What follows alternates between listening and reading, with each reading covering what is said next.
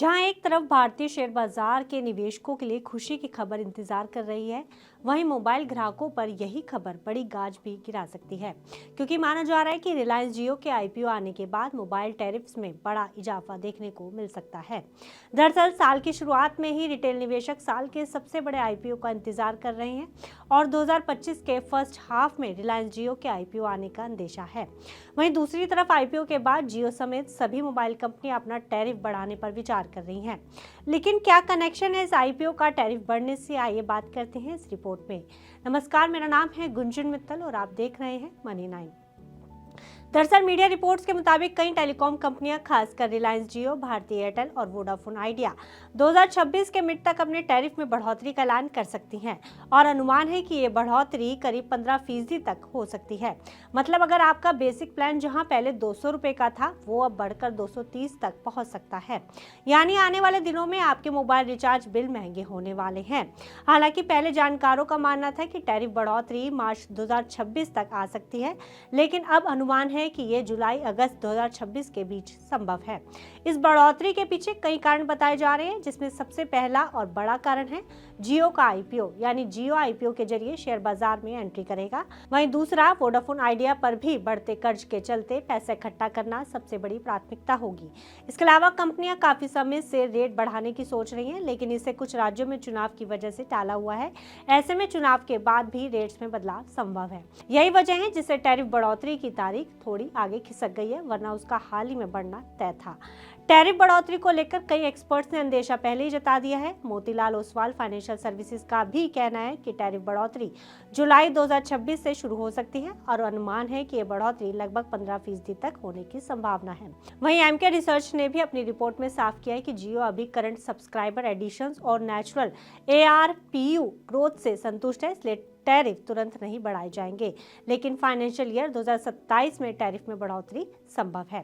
Jefferies के अनुसार भी 2026 जून में 15% टैरिफ बढ़ोतरी का अंदेशा है और 2027 में भी लगभग 10% और वृद्धि हो सकती है। इन बढ़ोतरी से जियो का एआरपीयू 271 रुपए तक बढ़ सकता है।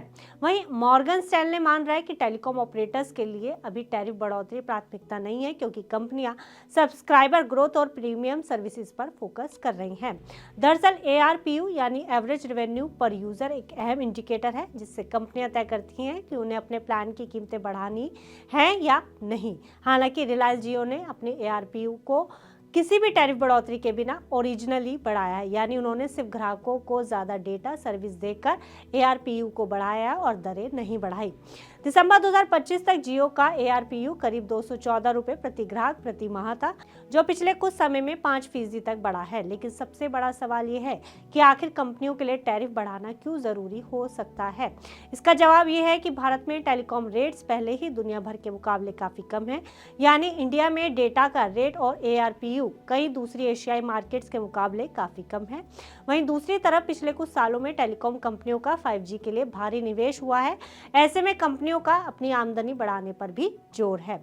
इसलिए कुछ एक्सपर्ट्स मानते हैं कि लॉन्ग टर्म सस्टेनेबिलिटी के लिए टैरिफ में बढ़ोतरी कंपनियों के लिए जरूरी हो गई है।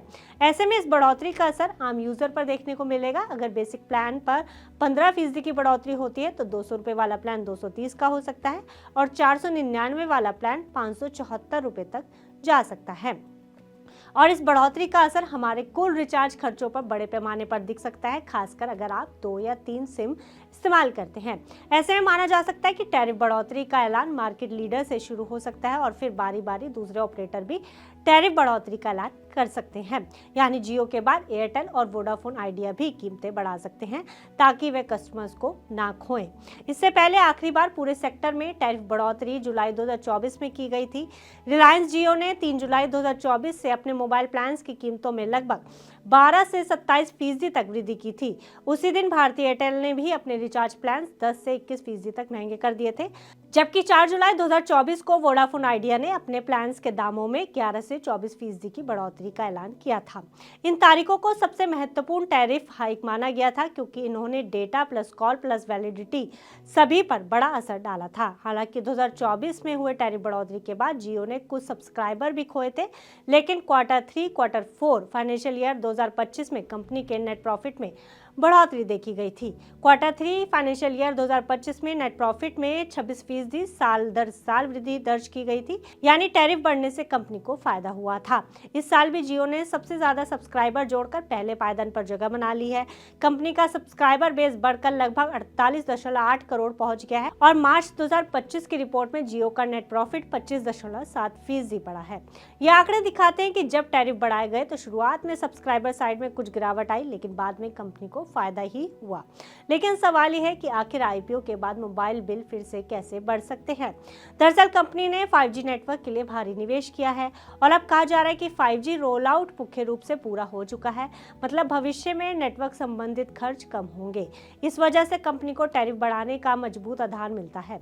वहीं दूसरी तरफ आईपीओ से पहले कंपनी को अपने फाइनेंशियल रिटर्न और फ्री कैश फ्लो को बेहतर दिखाना होगा ताकि ज्यादा से ज्यादा रिटेल निवेशकों को कंपनी आकर्षित कर सके। इसके लिए टैरिफ बढ़ाना और प्रीमियम प्लान्स पर जोर देना ही एकमात्र तरीका हो सकता है। फिलहाल इस खबर में इतना ही। आप बिजनेस से जुड़ी अन्य खबरों के लिए देखते रहिए मनी 9।